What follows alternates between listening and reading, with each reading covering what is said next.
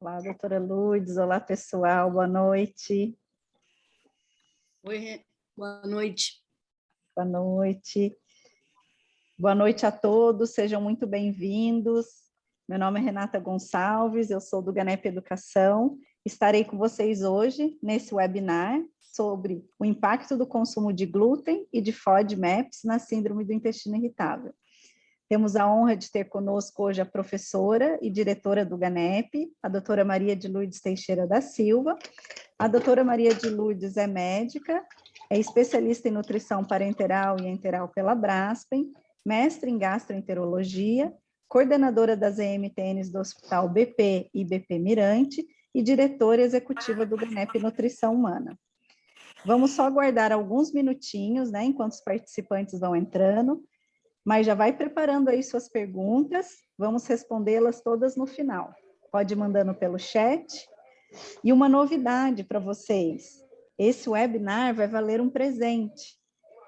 Em relação ao tema, né, a gente vai tratar um pouco aí, falando dos FODMAPs, né, e a gente tem um curso na próxima semana, um curso de nutrologia aplicada à prática de consultório, que vai falar sobre as intolerâncias alimentares. Então, para que aqueles que permanecerem conosco até o final, a gente vai liberar um presente especial. Então, fique ligado para garantir esse seu presente. E nesse mês de maio, a gente está com esse curso, que também, né, vai ser no dia 20 e 21 de maio, que a gente tem, além de gastroenterologistas, também pediatras, que vão estar falando no curso, e alergista, como o Dr. Bruno Barreto, o dermatologista, Dr. Paulo Criado, os gastroenterologistas, a doutora Lourdes, o Dr. Dan, Dr. Ricardo Barbucci, além de nutricionistas muito conhecidas também, como a Maria Isabel Lamounier, a Daniele Fontes e muitos outros. Então, vou passar agora a palavra aí para a doutora Lourdes. Então, bem-vinda, doutora Lourdes, passo a palavra para a senhora. Olá, pessoal, boa noite. Eu vou compartilhar aqui a nossa apresentação, e eu estou muito feliz aqui com mais essa missão aqui que a Renata me deu hoje. E, na verdade, isso é um pouco de um aperitivo, né, Renata, que nós estamos fazendo aqui para esse curso que nós vamos lançar em breve. Você já falou a data para o pessoal? Já, vai ser no dia 20 e 21 de maio, então na próxima semana. Esperamos vocês lá conosco, hein? Esperem esse presente aí ao final. Ok.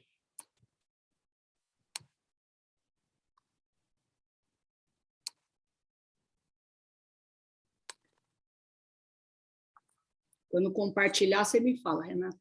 Está compartilhado, doutora Lourdes, está certinho.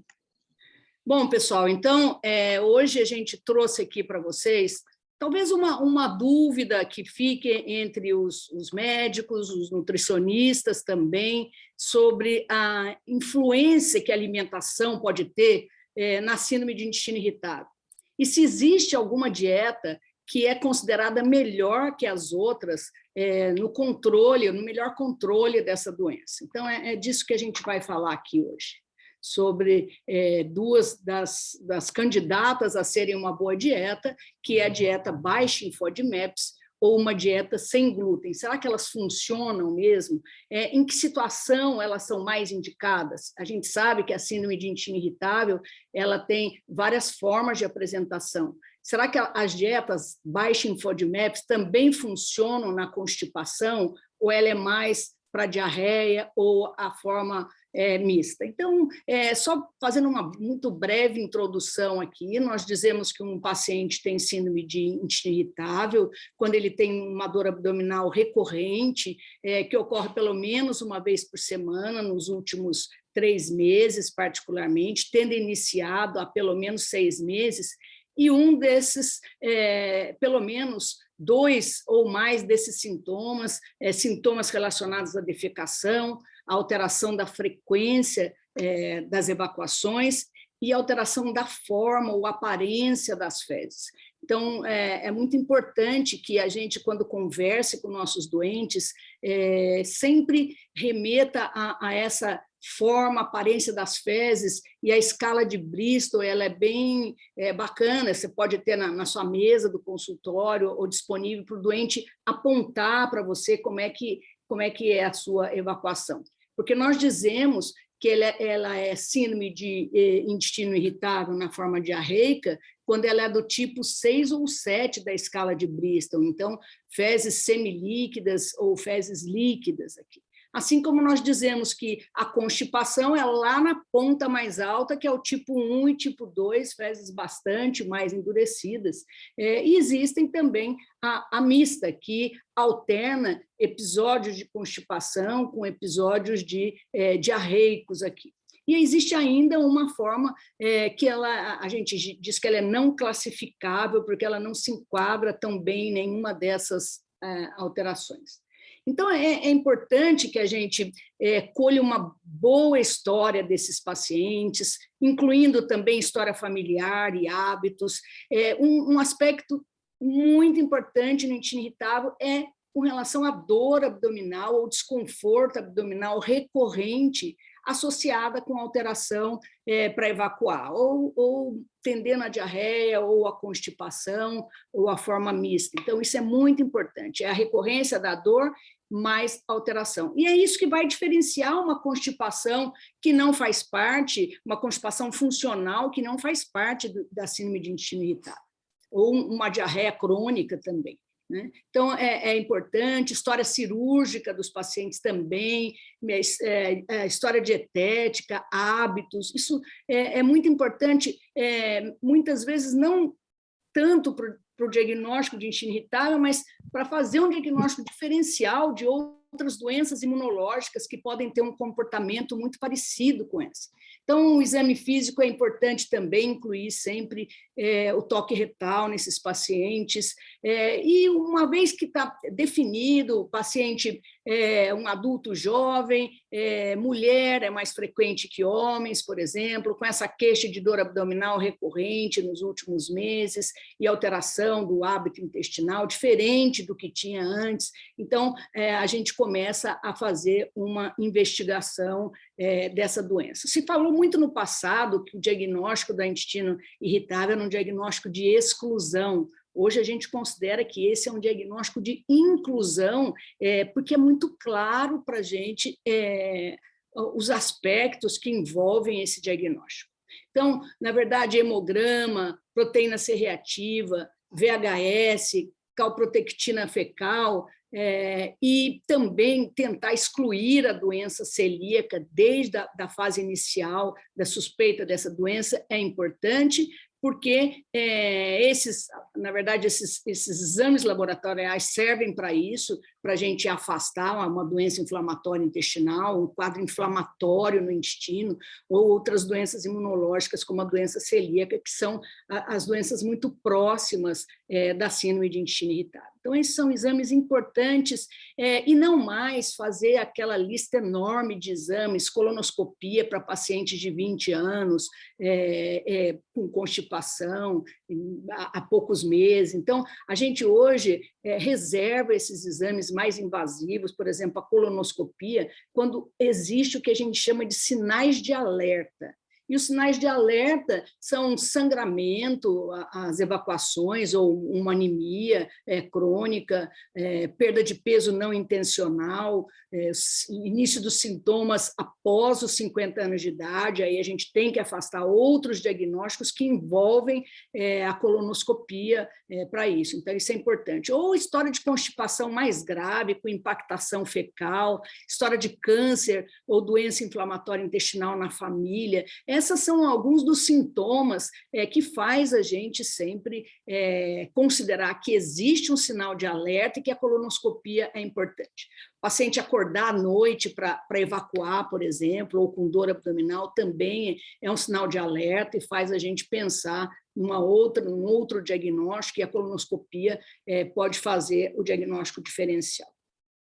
também mudança recente de sintomatologia. Então, esses são os motivos da gente ampliar. É claro que existem outras possibilidades, se o doente tem histórico de alergias, então isso faz a gente pensar em outras coisas, mas basicamente é importante que a gente faça isso. Então, se a gente se deter um pouquinho mais nos constipados, tem o esforço para evacuar, presença de fezes endurecidas, sensação de evacuação incompleta, às vezes as fezes não passam, distensão com dor abdominal, evacua menos que 3 vezes por semana. Então, são sintomas todos que vão se agrupando e nos deixando mais próximo do diagnóstico. Uma vez a gente fechando esse diagnóstico, como é que seria o tratamento global ou o tratamento medicamentoso desse paciente? Então, aqui, só passando muito rapidamente, porque esse não é o nosso tema, a dieta baixa em FODMAPs faz parte, aliás, o tratamento dietético é tratamento de primeira linha na síndrome de intestino irritável. Embora muitos doentes saem com diagnóstico e sem nenhuma orientação nutricional, e não é só aqui não, nós vamos ver um estudo que eu gosto muito de mostrar, para ver como que a nutrição tem sido, a alimentação tem sido pouco valorizada nessa manifestação. Então, a dieta baixa em FODMAP, sim, ela tem uma recomendação condicional aqui, fibra solúvel já é uma recomendação mais forte aqui, já na síndrome de intestino irritável, então ficaria mais a fibra solúvel para a síndrome de intestino irritável na forma de constipação, e a dieta baixa em FODMAPs ou para a diarreia ou a forma mista. Quer dizer, para as formas não constipação, a gente pensa na dieta baixa em FODMAPs. Então, essa é uma das razões de porque alguns acham que a dieta baixa em FODMAPs não funciona, porque eles usam no doente errado, usam em doentes com constipação importante. Então, pouca vantagem e pouco alívio para esses pacientes. Probióticos também ainda não se firmou como um tratamento importante, fica também como sugestão psicoterapia e até transplante de microbiota fecal andou sendo comentado, mas os guidelines mais recentes praticamente contraindicam o transplante fecal como uma forma de alívio para os doentes. Aqui a gente vê o tratamento medicamentoso, são os antiespasmódicos aqui, o laxante osmótico também não cai muito bem para esses pacientes, ativador de canais de cloro são medicamentos mais recentes aqui no nosso meio, antidepressivos também tem um grau forte de recomendação, porque eles aliviam muita dor desses pacientes, principalmente aquela dor mais chata de tratar. Então, a gente sempre vai pensar no tratamento, o tratamento global, que inclui aí a possibilidade, as formas possíveis de dieta para esses pacientes, associação ou não com probióticos, uso de psicoterapia ou antidepressivos, e a forma propriamente medicamentosa para a forma crônica, ou a forma diarreica da doença. São, basicamente, a maioria tratamentos sintomáticos. Bom, se o tratamento de primeira linha é considerado tratamento dietético para esses pacientes, por que tantas dúvidas, né? Porque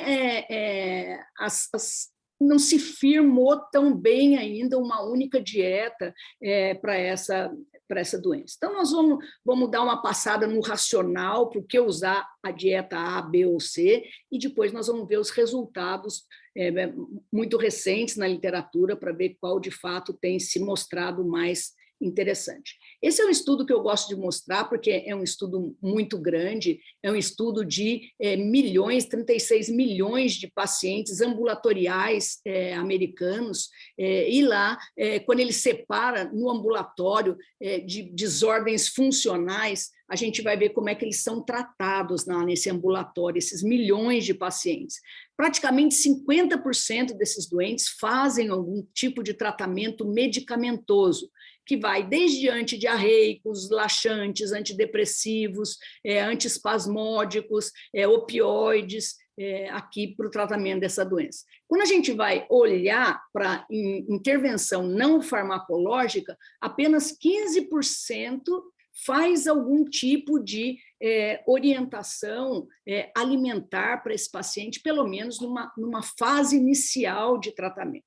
Então, isso já indica aí um começo mais conturbado de tratamento desses pacientes, e talvez por isso eles mudem muito, porque a gente já vê estudos que começam com o tratamento não medicamentoso e, se precisar, faz o tratamento à base farmacológica. Mas você vê como existem controvérsias até na forma de tratar. Então, de 7 pacientes que entram no ambulatório com doenças funcionais, apenas um sai com algum tipo de orientação nutricional desse ambulatório.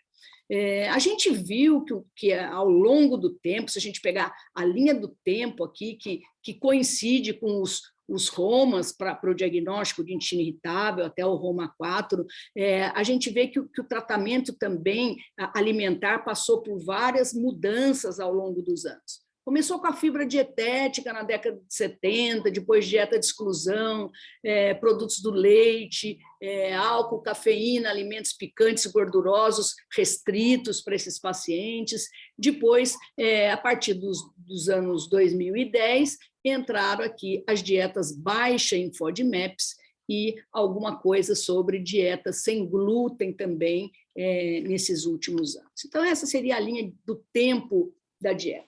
Se a gente pega agora recém-publicado aqui, um guideline da alimentação, do papel da dieta, orientado pela Sociedade Americana de Gastroenterologia, para síndrome de intestino irritável, a gente vê 7 recomendações aqui, que passa desde o aconselhamento com a nutricionista, com dieta adequada, e tendo cuidado para não dar dietas restritivas demais, principalmente para quem está em risco nutricional, pacientes desnutridos, com perda de peso importante. Então, ter um pouco de cuidado com a maneira que vai intervir na dieta para esses pacientes aqui.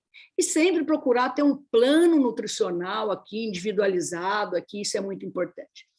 Fibra solúvel pode ser considerado também uma forma eficiente, mas mais reservada para os pacientes constipados.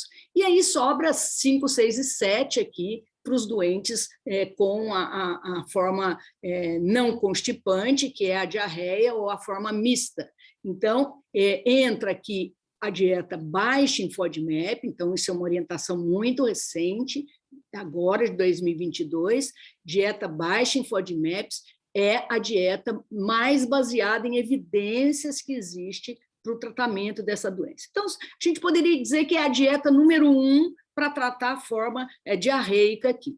E vem também com algum benefício a dieta NICE modificada, que é uma dieta proposta pelos ingleses lá e que também tem se mostrado eficiente, e embora os americanos prefiram mais a dieta baixa em FODMAPs. Então, lembrando que a dieta baixa em FODMAPs não é só a prescrição da eliminação de alguns nutrientes, mas ela é uma dieta feita em 3 fases. A primeira é a eliminação dos nutrientes, a segunda é a reintrodução e a terceira é a customização. Baseado na reintrodução, a gente vai individualizar a conduta. Aqueles alimentos que, ao serem reintroduzidos, tiveram bons resultados, ficam. Aqueles que não tiveram bons resultados, saem e fica uma dieta totalmente individualizada para esses pacientes. A dieta sem glúten, a melhora é muito restrita e reservada apenas a poucos estudos observacionais, e muitas vezes ela é usada como uma dieta controle para avaliação da dieta baixa em FODMAPs. Então, a dieta sem glúten, eu já adianto para vocês que não é uma alternativa considerada eficiente por todos esses estudos importantes. Então, nós vamos dizer que, para a forma constipante, vai ficar a fibra solúvel, eles não respondem muito bem com a fibra insolúvel, distende, tem dor, mas a fibra solúvel, sim, fisílio, uma boa alternativa, e fica a dieta pobre em FODMAPs, a dieta considerada também, chamada também de dieta saudável ou de NICE modificada, para forma diarreica, e a dieta sem glúten com menos evidência aqui, embora ela seja menos restritiva que a dieta pobre em FODMAPs. Então, qual seria o racional para essa que é considerada a dieta mais eficiente para esses pacientes com síndrome de intestino curto diarreico? A verdade, a palavra FODMAPs, ela é um acrônimo, cada letrinha dessa é uma palavra, então são os oligosacárides fermentáveis aqui, os disacárides e monossacárides e os polióis. Então, todos esses alimentos aqui, eles devem ser consumidos em quantidades muito restritas e em alimentos também restritos aqui, mas tem um racional para isso, e esse racional está lá no intestino delgado e está também no intestino grosso, porque esses são alimentos de osmolaridade mais alta e que, por isso, aumenta o conteúdo de água dentro do intestino, puxa a água para o intestino, então, dá aquela sensação de inchaço abdominal que eles têm e aumento de produção de gases. Então, essas são as razões por que esses pacientes têm muito desconforto. Um dos problemas de quem tem a síndrome de intestino irritável é essa baixa tolerância à distensão de alça. Então, o que para uma pessoa que não tem o intestino irritável, a pequena distensão que acontece quando você fermenta alguns alimentos e nem é percebida pela maioria dos doentes, para os doentes com intestino irritável, aquela discreta distensão um pouco maior, ela já dá para ele uma sensação de desconforto e dor abdominal, então, por isso, esses alimentos, o racional é restringir esses alimentos. E aqui a gente vê um estudo que mostra claramente aqui que o frutan desses alimentos restritivos aqui, dos oligosacárides, de monossacárides, a gente vê aqui o frutan em verde aqui é a dieta que mais vai aumentar a produção de gás dentro do cólon, e a gente consegue ver nessa radiografia aqui o ângulo esplênico aqui e o sigmoide pouco dilatados, e aqui desse lado como aumenta muito depois de consumir o frutan aqui, mostrando que realmente ele promove essa distensão colônica aqui importante. Por que eu coloquei o trigo aqui? Uma das coisas importantes e que fazem de imediato para a gente essa pergunta, e é por isso que o trigo eu coloquei aqui, é se o glúten é um FODMAPs. Então, alguém pode dizer, mas o que o glúten tem a ver com isso? O que o trigo tem a ver com isso? Na verdade, quando a gente pensa no trigo, a gente pensa sempre no glúten. O glúten é a proteína, mas existem outros componentes dentro do trigo, e o frutan, que é o óleo, uma oligofrutose, por exemplo, ele está em grande quantidade dentro do trigo. Então, eu diria para vocês que não é bem que o glúten é um FODMAP, mas o trigo é um FODMAP. Então, quando você restringe o trigo, você também restringe o glúten.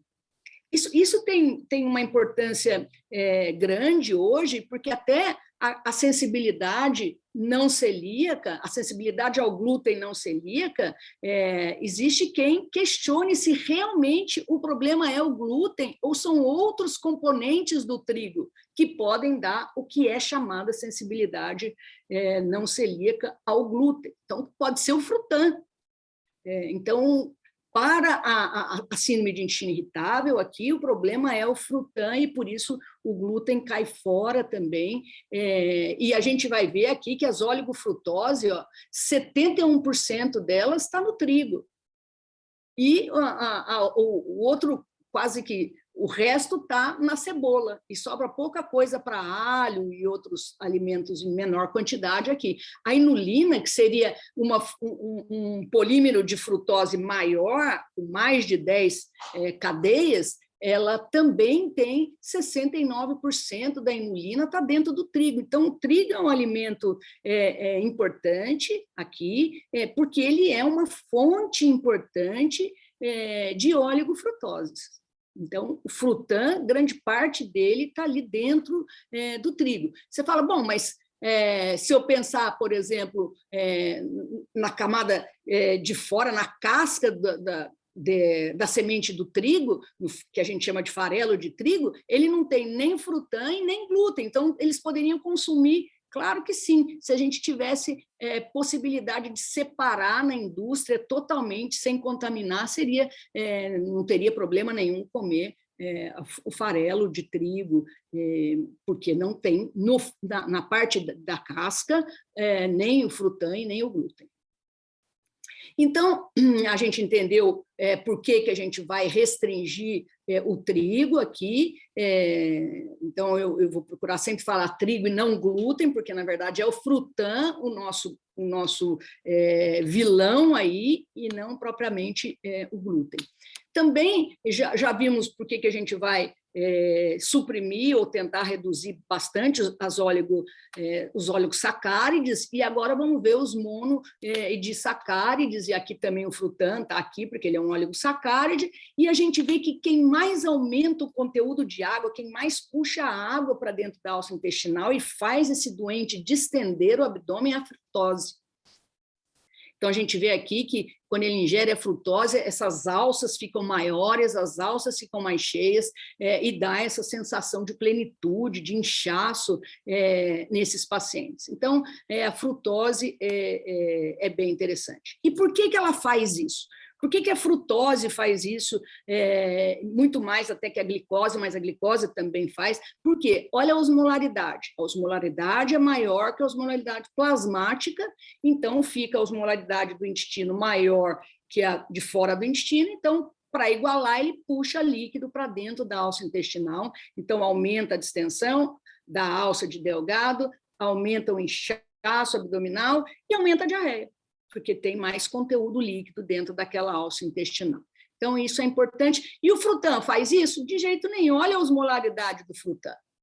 O problema do frutan é aumentar a produção de gás lá no intestino grosso. Aqui nós estamos falando de osmolaridade no intestino delgado, puxando o líquido para cá. Então, aqui a gente acabou de ver, então, o racional para por que usar uma dieta baixa nesses nutrientes, para tentar reduzir os sintomas, que são sintomas bem importantes nesses pacientes com síndrome de intestino irritável. Esse desconforto abdominal, abdômen grande, as pessoas vão almoçar, voltam para o trabalho, à tarde ficam com aquela sensação de barriga enorme, querendo desabotoar a roupa, porque está muito desagradável aquela sensação de ficar sentado com aquele abdômen que fica crescendo ali. Então, a gente viu que os frutans, que são os oligosacárides aqui, foz, góis, inulina, todos eles estão altamente dentro do trigo, cebola, alho e alguns outros vegetais aqui que também têm isso, e o grande problema deles é que não tem enzima para quebrar e eles são altamente fermentáveis no cólon, então vão distender o abdômen, vão ter mais gases, também vão ficar mais desconfortáveis e vai também distender o cólon desses pacientes. Só que um grande problema disso é que quando a gente restringe os oligosacárides, nós estamos restringindo um tipo de fibra, de um carboidrato, né, que não é digerido e, portanto, ele é uma fibra, mas ele contém prebióticos. E esse é um grande problema de você restringir por muito tempo esses nutrientes, porque eles têm, além de terem efeitos metabólicos dentro do intestino, por exemplo, para diabéticos, diminuindo glicemia, tudo isso, ele também é matéria-prima aqui para a produção de bactérias de ótima qualidade para o intestino, lactobacilos, bifidobactérias, Então, esse é um dos problemas. Não podemos esquecer que os oligosacárides são pré-bióticos e, portanto, a gente não deve restringir isso por muito tempo, porque existe o risco de desbiose também nesse intestino. Disacárides não necessariamente deveria ser restrito, mas grande parte desses pacientes tem problema com lactose. Esse é um exame que é facilmente dosável, então se esse paciente não tiver, se ele tiver lactase, se não tiver desconforto nenhum, não necessariamente a gente tem que restringir a lactose, mas ela entra nesse bolo aqui porque a chance maior por causa de osmolaridade, existe, independente de ter ou não a lactase. A frutose, ela fica aqui como um alimento que faz esse desconforto todo do intestino delgado, ele é o principal componente aqui, e para nós, médicos ou nutricionistas, é bem desagradável dizer para um paciente, olha, você não pode comer maçã, porque maçã é considerado uma fruta assim, que você dá desde do bebezinho, lá é considerado um dos alimentos mais saudáveis e que você dá para quem está doente, para quem... então, é uma fruta que se usa em quem tem diarreia, tirando a casca. Então, tudo isso parece um contrassenso aqui, mas aí, por isso que é importante a gente saber o racional, por que a gente está restringindo isso, pelo efeito osmótico que ela tem, que vai trazer água para dentro daquele intestino, promovendo essa diarreia e distensão abdominal. E os polióis aqui são os açúcares do álcool, a gente vai encontrar eles nos adoçantes, mas não só em adoçantes, em tudo que vai adoçante, desde refrigerantes até bala, chiclete, tudo isso que tem também traz esse sintoma, algumas frutas também têm polióis aqui, então eles também, esse é mais difícil da gente dosar, a gente não tem teste respiratório, não tem para dosar isso, mas a gente sabe que eles são importantes também e faz parte do grupo de nutrientes que a gente acaba restringindo. Então, restringindo esses alimentos que a gente apontou ali, alguns, aí sobra uma listinha para o nosso paciente para dizer que, olha, alguns cereais você pode, outros cereais você não pode. De um modo geral, os cereais à base de trigo não pode, leite e derivados também não pode, mas aí a gente tem algumas alternativas. Olha, usa soja, usa alguns queijos que têm muito pouco lactose, por exemplo, aqueles queijos muito duros, usa... Então, tem algumas alternativas que a gente pode ir ensinando para o paciente. Vegetais também, a gente sabe que alguns têm não só frutã, mas ele também tem outros alimentos, cebola, couve-flor, a gente já sabe naturalmente que são aqueles que fermentam mais, né? Então, realmente, esses chicórias são vegetais extremamente importantes em fibras pré-bióticas, mas que, para esses pacientes aqui, trazem desconforto abdominal, legumes, frutas, algumas têm uma quantidade, um teor maior de frutose, outras, como as frutinhas vermelhas, lá tem um teor muito baixo de frutose, por isso a gente libera. Bom, assim a gente foi separando aqui isso para vocês, mostrando o racional, também o trigo, a gente sabe que 60% das pessoas no Brasil têm má absorção de lactose, o que não quer dizer que elas tenham intolerância à lactose. Ela pode ter má absorção sem intolerância, você só deve restringir quando tem intolerância. E como é que eu sei que a diferença de má absorção e de intolerância? Porque na intolerância à lactose você tem sintomas. Na má absorção você não tem sintoma nenhum, quem não tem sintoma não tem que restringir. Nós vamos restringir quem, ao tomar leite, tem distensão abdominal, flatulência, dor, mal-estar na barriga. Então, esses a gente acaba restringindo sempre. Existem hoje até dietas aqui já, pirâmides para pacientes com intestino irritável, onde a gente reduz aqui os prebióticos por causa do frutan, mas reduz todos os FODMAPs aqui, então tem também, você pode usar aqui, checando, fazendo uma alimentação completa e saudável, mas restringindo de cada grupo aqueles alimentos que têm um teor maior de FODMAPs. E alguns associam também com uma dieta baixa em FODMAPs, probióticos e outros também vitaminas e minerais, porque diminui um pouco a ingestão aqui de frutas e vegetais, e isso acaba podendo trazer alguma deficiência aqui. Por que é uma dieta tão restritiva que a orientação é só restringir isso por um período muito curto de tempo? Então, geralmente, até 6 semanas é o tempo que você tira todos esses alimentos aqui e devagarzinho você vai colocando. A aceitação por parte dos doentes não é tão boa. Eles chegam no consultório com muita vontade de ter uma dieta para melhorar. Mas quando eles percebem que essa dieta restringe muitos alimentos que eles consomem diariamente, tudo, aí ele já começa a dizer, eu fiz, mas não fiz tudo, eu restringi isso. Normalmente a maioria acaba restringindo o que não faz parte do seu dia a dia, ou o que não gosta, e acaba não fazendo uma dieta. Então, quando a aderência não é completa, também o resultado não vai ser tão bom.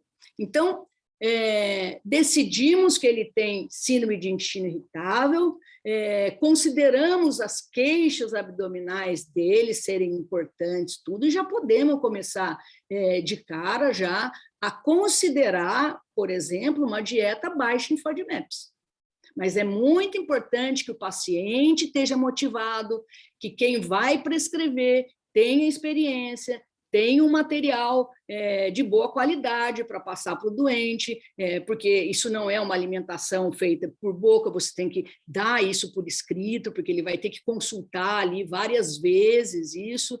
E por quanto tempo, geralmente? Geralmente, até 6 semanas. 4 a 6 semanas, esse é um tempo.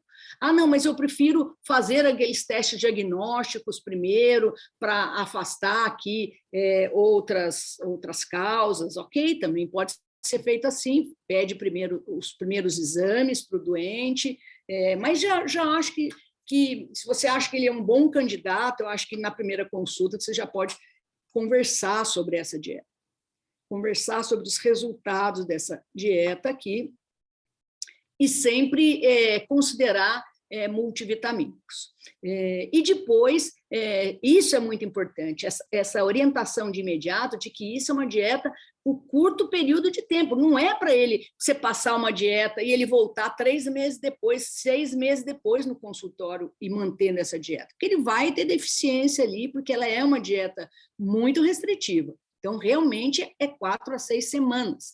E depois, eu vou mostrar como é que a gente faz a reintrodução dos alimentos aqui. A cada 3 dias, a gente vai fazendo algumas introduções em doses pequenas para ir testando esses pacientes. A gente pega cada grupo de alimentos e vai liberando devagarzinho. Sempre tendo em mente que trigo, leite, alho, cebola são vilões bastante comuns nas queixas abdominais desses pacientes. E, a partir daí, a gente vai customizar a dieta. Fazendo todas essas etapas certinho, a literatura fala em 75% a 80% de melhora desses pacientes, dessas queixas abdominais. Então, por que a gente testa cada grupo depois? Porque, às vezes, ele está pronto para comer frutose, mas quando ele come frutan, ele ainda distende, ele ainda tem muitos gases, então a gente mantém o frutan por um pouco mais de tempo restrito, e assim por diante. Por isso que a gente vai testando, tira tudo de uma vez e vai retestando aos poucos aqui. E por que a gente deve reintroduzir esses alimentos de novo aqui? Primeiro, porque na reintrodução eles costumam ser bem tolerados, é como se a gente dessensibilizasse os doentes para esses alimentos e depois fosse começando de novo a ter contato com esses alimentos, eles acabam aí aceitando muito melhor aqui. E terceiro, porque esses alimentos são bastante restritivos e pode trazer manifestações, além do frutan ser fonte de prebióticos aqui, então é importante reintroduzir assim que for possível. E por último, porque a gente reintroduzindo, ele vai tolerar muito melhor e depois, individualizadamente, a gente vai introduzindo aos poucos aqueles alimentos mais difíceis para aquele paciente. Isso nem sempre é igual para todos. Então, nós vamos reintroduzir porque frutan é um prebiótico e a gente já sabe que a gente reduz, quando faz a dieta baixa em FODMAPs, a gente reduz bifidobactéria em 6 vezes aqui, num período de 3 a 4 semanas. Então, realmente é muito rápido aí a transformação que isso acontece, e é por isso que muitos, quando prescrevem uma dieta baixa em FODMAPs, associam também probióticos. Então, essa é uma dobradinha, e às vezes vem de trio com um polivitamínico, porque também tem algum impacto aqui, principalmente em B12, ferro, as fibras de um modo geral. Então, isso, além do que é uma dieta mais difícil de você fazer no final de semana, quando você come fora de casa, quando você viaja, porque realmente ela é uma dieta bem restritiva. Espero não estar indo muito rápido, pessoal. Olha aqui como a gente vai reintroduzir a essa que a gente chama de segunda fase da dieta baixa em FODMAPs. Por exemplo, a gente vai testar a frutose. Então, a gente pode pegar meia manga, por exemplo, e oferecer por 3 dias seguidos metade de uma manga e ver qual vai ser o comportamento. Então, a primeira coisa que vocês estão vendo é que a gente vai testar um alimento por vez, porque se não cair bem, a gente sabe exatamente de quem a gente está tratando ali, quem é o vilão dessa história. Ah, mas eu não gosto de manga, então eu não quero comer manga. Ok, então vamos testar com mel.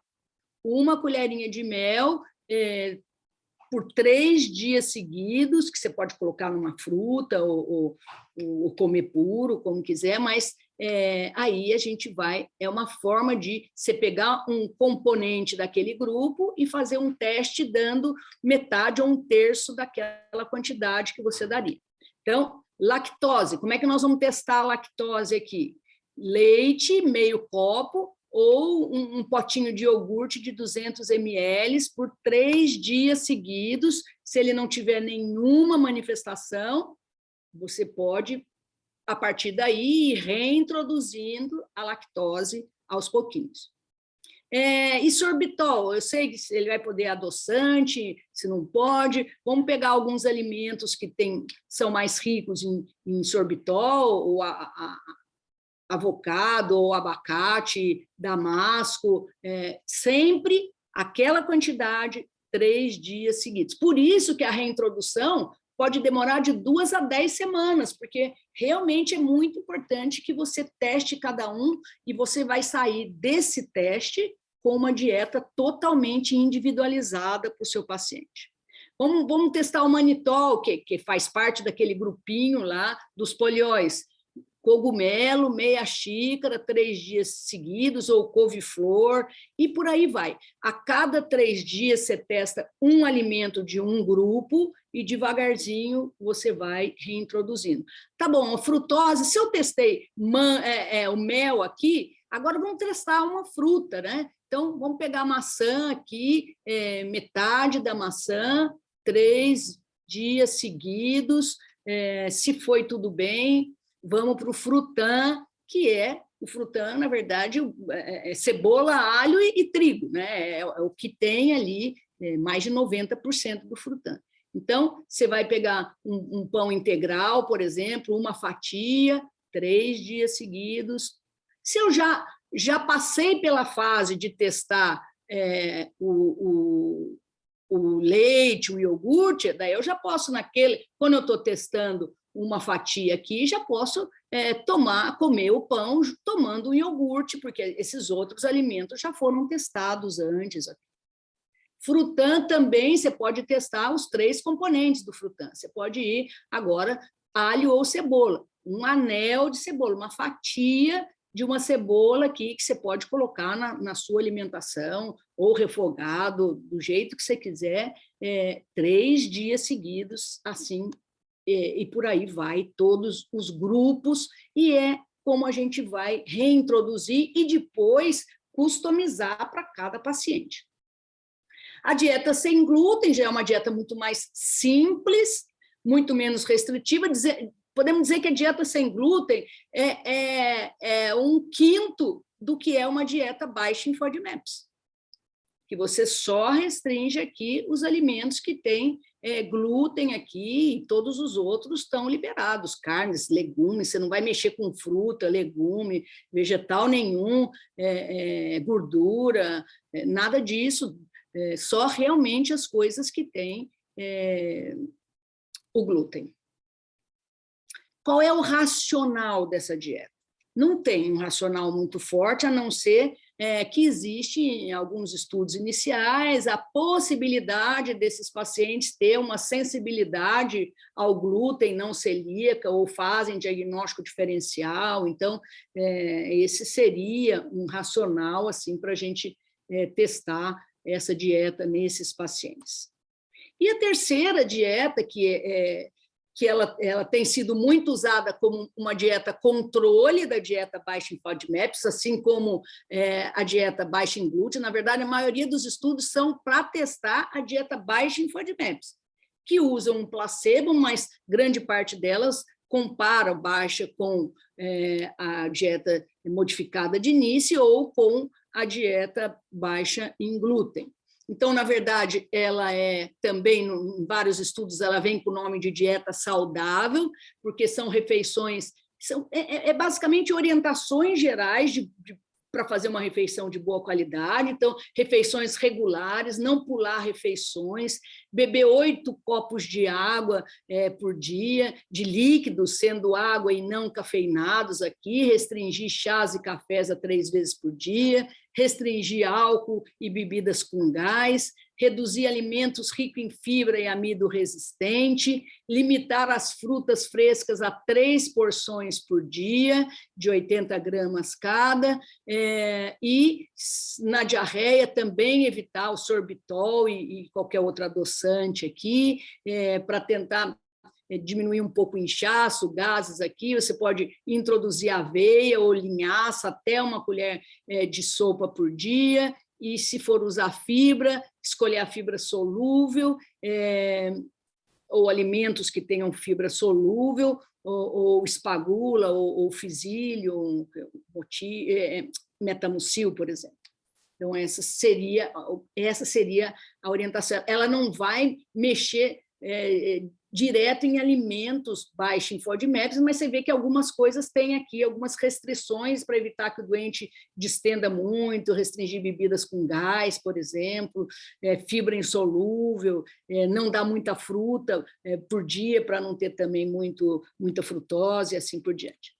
Na verdade, também não são muitos estudos, são poucos os estudos feitos propriamente nessa dieta tradicional, ou dieta saudável, ou dieta de Nice modificada.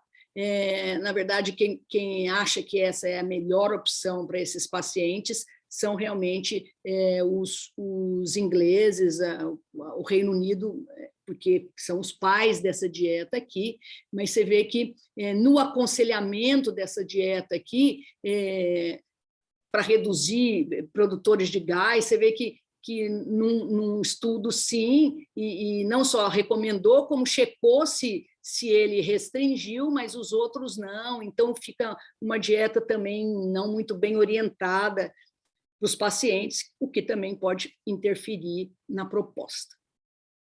Então, a gente começa a ver estudos aqui em que eles comparam dieta baixa em FODMAPs com uma dieta controle, a dieta habitual que ele estava recebendo, por exemplo, ou a dieta sem glúten com uma dieta controle, o que eles veem aqui, que a dieta baixa em FODMAPs tem resultados positivos aqui, seja comparado com uma dieta alta em FODMAP, seja comparada com uma dieta usual que ele estava habituado a comer, seja ele comparado com uma dieta, essa dieta saudável, por exemplo, todas elas, a dieta baixa em FODMAP foi melhor.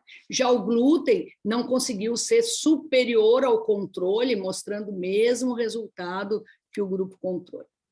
Também a gente vê alguns estudos que tiveram uma metodologia bem feita, estudos não meta-análise, estudos, aqui a gente vê um desses que testou agora as 3 dietas, dieta baixa em FODMAPs, dieta aqui é sem glúten e uma dieta balanceada, e mostrou que, comparando a escala de Bristol, e avaliando também dor e distensão abdominal, o score de gravidade e score de qualidade de vida, a dieta baixa em FODMAPs foi a dieta que melhor de melhor resultado em relação às outras, porque também melhorou as evacuações. Todas melhoraram a dor, distensão, score de gravidade, qualidade de vida, mas só ela melhorou as evacuações. Agora aqui a gente já está comparando dieta baixa em FODMAPs com a dieta modificada de início aqui, que é uma dieta considerada uma dieta de boa qualidade. Então, eles viram que a resposta é mostrada quando os pacientes têm 50% da resposta positiva em 2 semanas. Então, quem teve mais de 50% em 2 semanas, 52% dos pacientes do ponto de vista de alívio, que tinham dieta baixa em FODMAPs, mais 41%, mas isso não teve modificação estatística, nem para a resposta final, nem para a consistência da resposta. A única grande mudança aqui foi para a dor. A dieta baixa em FODMAPs trouxe um alívio muito maior para a dor abdominal do que a outra dieta. Então, essa é uma das vantagens da dieta baixa em FODMAPs, porque como a gente entende o racional dela, sabe que ela vai distender menos, sabe que ela vai ter menos gás, então provavelmente melhora mesmo a dor desses doentes. Mas quando ele vai comparar scores que fazem parte de score de gravidade da doença, ele vê que ela melhora mais do que isso. Além de melhorar a dor abdominal quando comparada com a outra, melhora muito o inchaço do abdômen aqui, melhora também as evacuações, como a gente já tinha visto no outro estudo, e melhora a urgência evacuatória, porque muitos doentes que têm diarreia podem ter urgência evacuatória. Então, aqui a gente vê essa melhora nesse sentido aqui, então isso é um resultado muito bom. Aqui, de novo, mais um estudo, agora com controle, a dieta baixa em FODMAPs melhora os sintomas gastrointestinais, frequência das fezes, consistência das fezes aqui, então, que é o que incomoda, olhando do ponto de vista do score de gravidade aqui. Então, é considerado a forma grave da doença, um score acima de 300, de 150 a 300, é uma doença moderada em sintomas, então você vê que passa abaixo de 150 para forma leve e sem atividade, então, realmente a gente vê ela mudando de fase aqui com essa dieta.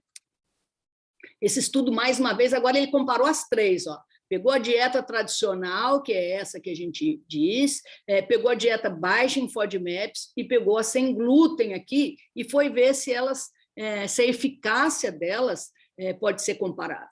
Então, entendendo que a dieta pode ser o deflagrador dos sintomas de quem, às vezes, está numa fase muito boa e aí, de repente, come algum alimento um pouco diferente e começa os sintomas tudo de novo. Então, é uma possibilidade. Então, ele quis olhar aqui nesse estudo para esses alimentos gatilho aqui e o custo dessas dietas e também a conveniência, uma dieta de fácil adotar quando você viaja, quando você vai jantar na casa de um amigo e assim por diante. Então, do ponto de vista de eficácia, aqui as 3 dietas foram consideradas comparáveis, embora a gente acha que possa ter alguma diferença, não teve, mas ele aponta que a dieta tradicional, a dieta saudável, a dieta de Nice lá, ela pode ser mais amigável, porque ela vai custar menos, ela é menos restritiva, é mais fácil de seguir,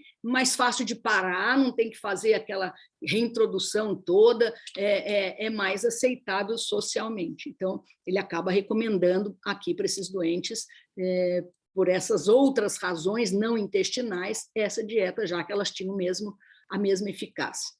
De novo aqui, dieta baixa em FODMAPs, reduz os scores de gravidade, reduz a gravidade de sintomas e melhora aqui a qualidade de vida desses pacientes aqui. Então, gente, olha, nesses últimos 2, 3 anos, choveu estudo na literatura mostrando vantagem. Esse daqui é de 2021, mostrando aqui 14 estudos nessa meta-análise aqui, uma redução importante da gravidade dos sintomas, redução do score de gravidade e melhora da qualidade de vida, repetindo o estudo anterior aqui, agora com um pouco mais de pacientes, agora 22 estudos aqui, esse é do final de 2021 aqui, também, de novo, ó, baixa redução da gravidade da doença, todos estatisticamente significativos, redução do score de gravidade, da qualidade de vida. Esses são os 3 fatores aqui importantes que explicam por que o doente melhora, né? Então, eles têm mais alívio, aquelas queixas abdominais que incomodam tanto o doente, tudo isso alivia. E é por isso que alguns preconizam primeiro tratar a dieta, com dieta e probióticos, e, se precisar, você medica, porque os doentes podem ter uma melhora importante aqui. Essa aqui é uma outra maneira de estudar esses doentes, fazendo agora uma revisão sistemática de literatura com esse network, essa outra maneira de você classificar os estudos, e o que ele mostrou aqui, que até então a gente não tinha visto, o papel dos probióticos. O que é que essas dietas, que tipo de probiótico esse doente vai responder bem, para que a gente possa, se for fazer essa combinação, escolher que probiótico dá. Então, nessa meta-análise e network aqui, a gente viu que lactobacillus, bifidobactéria e bacilos, junto com a dieta baixa em FODMAPs, eles são efetivos para aliviar os sintomas globais, sendo lactobacillus com evidência de alta qualidade aqui, sendo talvez o probiótico mais interessante para se usar nesses pacientes com síndrome de intestino irritável. E são aquelas bactérias intestinais que realmente podem reduzir quando você faz uma dieta baixa em FODMAPs. Então, realmente, pode ser interessante aqui essa combinação, dieta baixa em FODMAPs, mais probióticos, antes até de iniciar o tratamento farmacológico para esses pacientes. E, finalmente, eu acho que esse é o último, que é uma forma diferente de avaliar, talvez eu não conheço nenhum outro estudo em intestino irritável que não restringiu, ao contrário, ele fez uma provocação, ele deu mais alimentos com FODMAPs, deu mais alimentos com glúten, e foi ver qual era o comportamento disso. Se você, ao contrário de aliviar, se você piorava os sintomas quando você aumentava a dose. Então, ele deu 50 gramas de FODMAPs aqui para esses pacientes, deu 17,5 gramas de glúten para os pacientes, então, e fez um estudo do tipo crossover de 3 caminhos. Todos os pacientes passavam por essas 3 dietas. Então, uma semana com FODMAPs, a semana de washout, que ficava sem as dietas, reintroduzia a 3ª semana com glúten, na 4ª ele lavava e na 5ª o placebo. Então, ele foi trocando nos 3 grupos aqui, e ele mostrou que a dieta com FODMAPs é a que causou a piora dos sintomas gastrointestinais comparados com a do glúten e placebo, que tiveram um resultado muito parecido. Então, o que a gente podia resumir para vocês de tudo isso aqui? Realmente, a dieta baixa em FODMAP, ela está um degrau acima das outras dietas em termos de eficiência, mas tenham cuidado pelo fato dela ser muito restritiva. Então, ela não pode ser uma dieta por longo prazo. Se você não quiser iniciar essa dieta com mais segurança, você também pode fazer os testes, fazer teste de intolerância à lactose, de frutose você pode fazer, de hipercrescimento bacteriano, para ver se você está realmente, se esse doente pode se beneficiar ou não. Mas na prática clínica, esses testes não têm mais sido feitos com tanta frequência, até pela dificuldade que a gente tem de expor os doentes a esses testes. São poucos os laboratórios que têm, e quando tem, os convênios não cobrem, então acaba ficando mesmo no teste terapêutico, já que são dietas de curto tempo. É isso, pessoal. Obrigada pela oportunidade de estar aqui com vocês. Espero não ter me estendido muito aqui. A doutora Lourdes, sempre um prazer e excelente, né? Pessoal, aqui eu acho que foi o webinar que a gente recebeu mais perguntas. Temos muitas perguntas aqui. Isso é ótimo, pessoal, agradecendo. E para quem entrou, né, depois que a gente já tinha iniciado, eu só lembro que tem um presente para vocês. Vamos só fazer as perguntas aqui para a doutora Lourdes, e eu já falo, vou contar para vocês o que é. Então, vamos lá pela ordem aqui, são muitas. Então, a primeira que a gente tem é da Miriam. Deixa eu ver se é da Miriam mesmo. Quais os micronutrientes mais indicados na síndrome do intestino irritável? Suplementos, quais? A gente pode considerar que esses pacientes têm hipocloridria? Na verdade, quando a gente fala em micronutrientes, a maioria não vai ter deficiência nenhuma se ele se considerar que ele vai ficar 4 a 6 semanas só. Mas se é um doente que acaba não indo no consultório, não ajeitando tudo isso, você pode fazer. Ou se é um doente que já tem sinais de que come mal, que não come muito vegetal, então, às vezes, você pode dar um polivitamínico para eles, desses completo, que tem micronutrientes, tudo, mas ferro costuma ser um micronutriente para se observar com mais atenção, vitamina B12 também é um outro micronutriente que vale a pena a gente observar um pouco melhor nesses pacientes aí.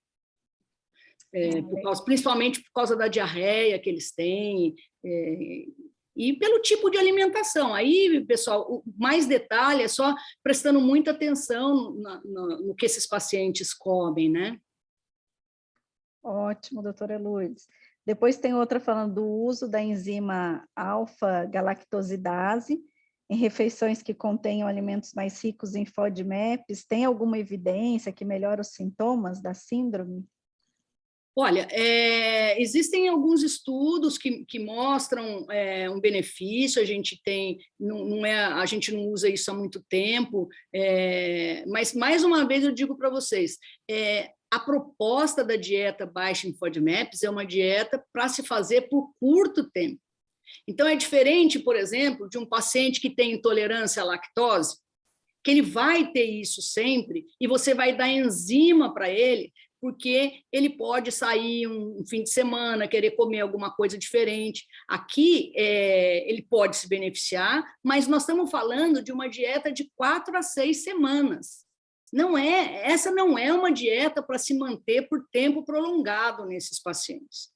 Então, essa eu acho que é a principal lição que eu gostaria de deixar, porque ela é muito restritiva. E as fontes de vitaminas, de minerais, estão nesses alimentos. Então, realmente isso é importante. Tá. Ainda da Silvia, né, que eu não falei o nome da Silvia antes de fazer a pergunta, ela fala sobre a pectina manipulada, pode ser utilizada como fonte de fibra solúvel. Pode usar. Da Miriam, aqui falando sobre a intolerância à lactose ou alergia à proteína do leite, como a gente podemos ter a identidade... Peraí, acho que ela pôs para baixo. Como identificar a alergia à proteína do leite? Essa daí você vai se dar bem no nosso próximo curso, né, Renata?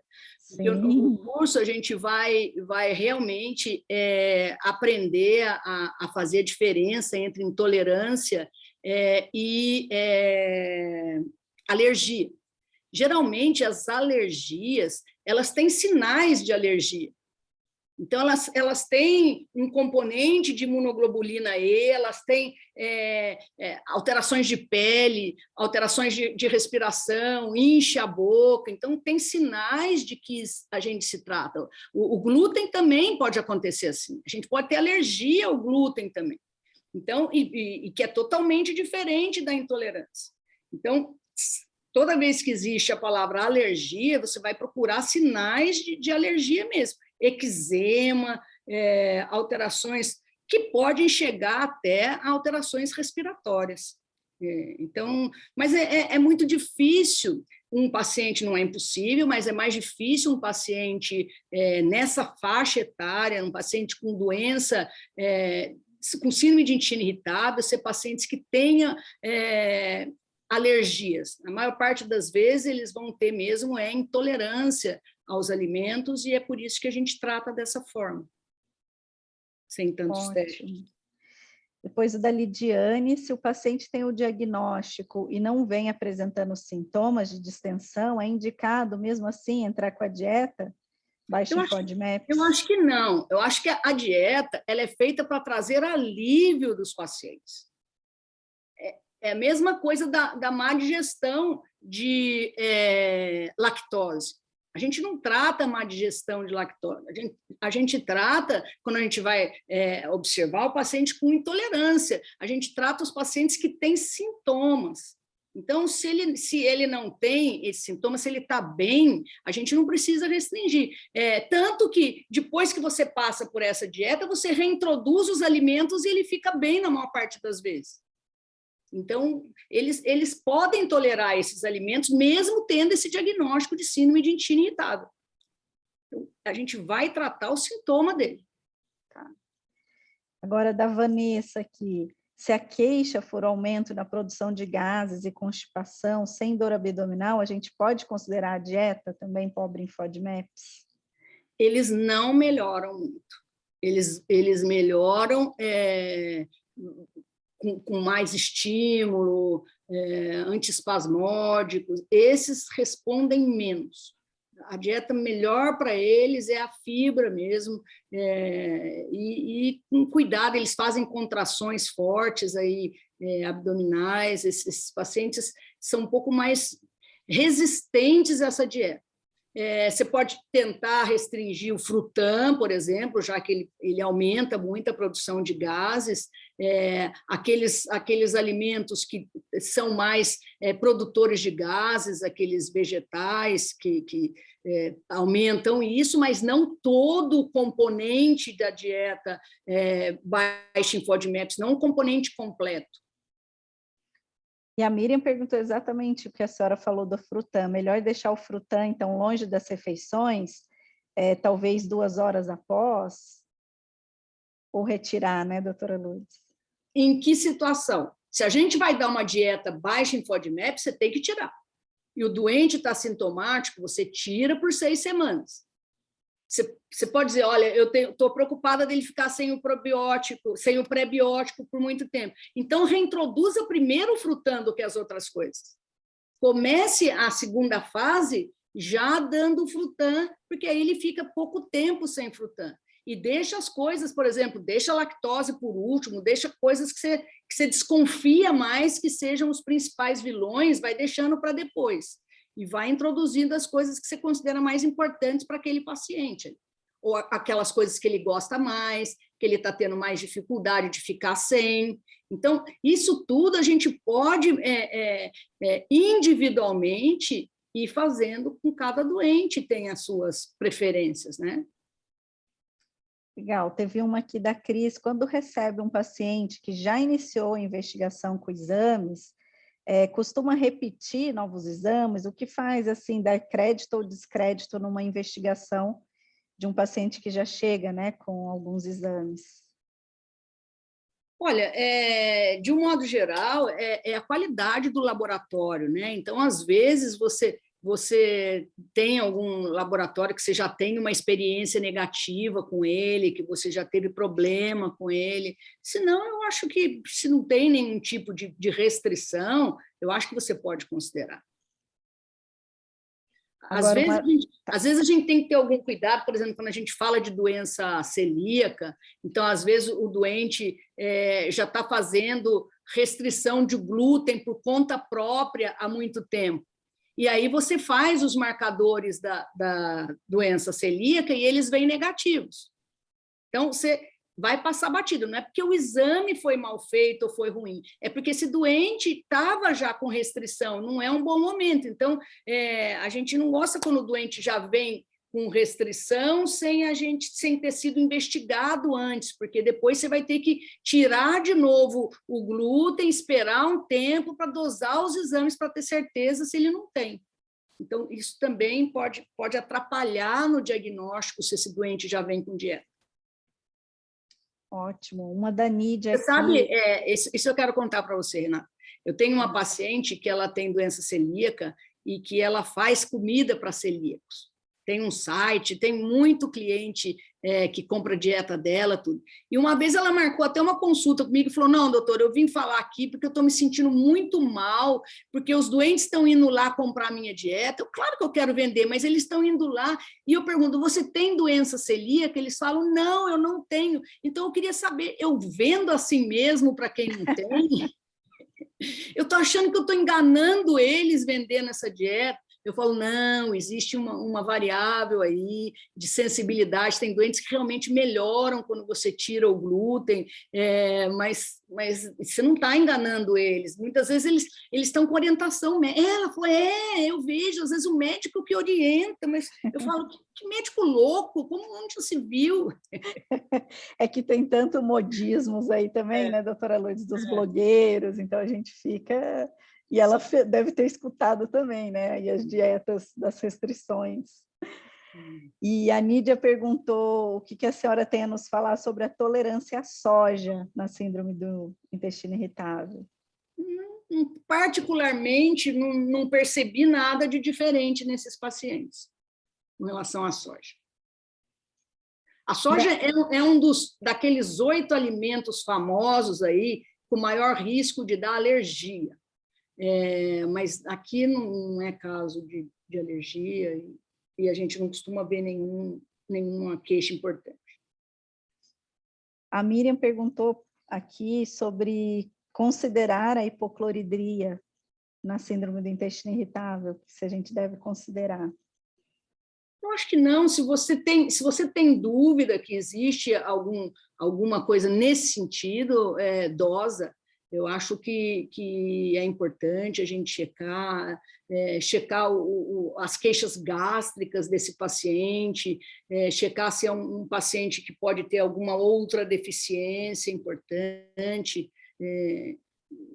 Isso é importante, porque às vezes a síndrome de intestino irritável ela não vem sozinha, né? Então é bom a gente acompanhar bem isso. E, doutora Lourdes, tem muita associação da síndrome do intestino irritável com a doença celíaca? Na verdade, alguns estudos mostram que sintomas podem confundir. Às vezes, um doente está com tudo certinho, tratando certinho para a doença celíaca e não melhora, e acaba aumentando a restrição e o doente passa a melhorar. Então, ele tem o diagnóstico definido de doença celíaca, de alteração de atrofia de mucosa, tudo certinho, está fazendo a dieta certa e mantém os sintomas. Você pode tentar restringir, mas a maior parte dos pacientes que têm doença celíaca e que continuam sintomáticos são doentes que estão escapando do tratamento da doença celíaca. A interface entre doença celíaca, síndrome de intestino irritável e sensibilidade ao glúten não celíaca, ela tem uma interface forte, mas é muito mais de diagnóstico diferencial, de mesmos sintomas do que propriamente de associação das doenças. Nossa, excelente, doutora Lourdes. Assim, 1000 elogios aqui, depois a senhora vai olhar aí o chat, tem 1000 pessoas falando parabéns, agradecendo, acharam excelente. Muito obrigada mesmo por esse período, né? E agora, né, eu acho que está todo mundo aí com a gente ainda só esperando, né? Olha, Renata, a gente vai falar. é bom que seja um bom presente, porque você anunciou tantas vezes isso, para não decepcionar as pessoas. Falar, meu, fez eu ficar aqui por causa disso. Vamos lá, não vai tirar uma caneta do bolso aí, né, Renata? Uma lixa de unha, né, para todo mundo aqui que está hoje. Não, gente, é muito melhor que isso, vocês vão ver, né? Então, convido a todos a acessarem nosso site, né? A gente falou bastante aí em relação ao curso, né? Então, acho que pode voltar um slide, Letícia. O curso de nutrologia, né? Aplicada à prática do consultório, que vai ser na próxima semana, aí nos dias 20 e 21 de maio, ele é online e ao vivo, né? Então, vai ter oportunidade não só da doutora Lourdes, outros professores para a gente tirar dúvidas que vocês tiraram aqui, isso é muito importante, né? A gente vê como a troca é legal. E aí, o próximo slide aí para vocês, o presente. Então, para todos que estão aqui hoje, a gente vai dar 30% de desconto. Então, é só usar esse cupom, Webinar Nutro 30, né? Então, vocês podem usar aí o QR Code, a Letícia também vai colocar aí para vocês, né? Tanto o link do curso quanto o cupom, né? E a gente vai aguardar vocês. Então, foi muito bom estar aqui com vocês essa noite. Né, agradeço mais uma vez a doutora Lourdes, importante que esse cupom ele tem validade até amanhã, então é especial para vocês, até amanhã às 11 da noite, então corram e a gente aguarda vocês na próxima semana. Muito obrigada, viu, doutora Lourdes, então em nome do GANEP Obrigada, pessoal, Educação. Obrigada por aguentarem a gente aí, ficarem até o final. Eu sei que pode ter sido pelo presente, mas eu me sinto muito lisonjeada com isso, e agradeço mais uma vez a oportunidade. Não, com certeza que, ó, até a próxima, viu? Até a próxima. Né, gente? Sempre doutora Lourdes conosco aqui. Obrigada, gente. Boa noite. Tchau.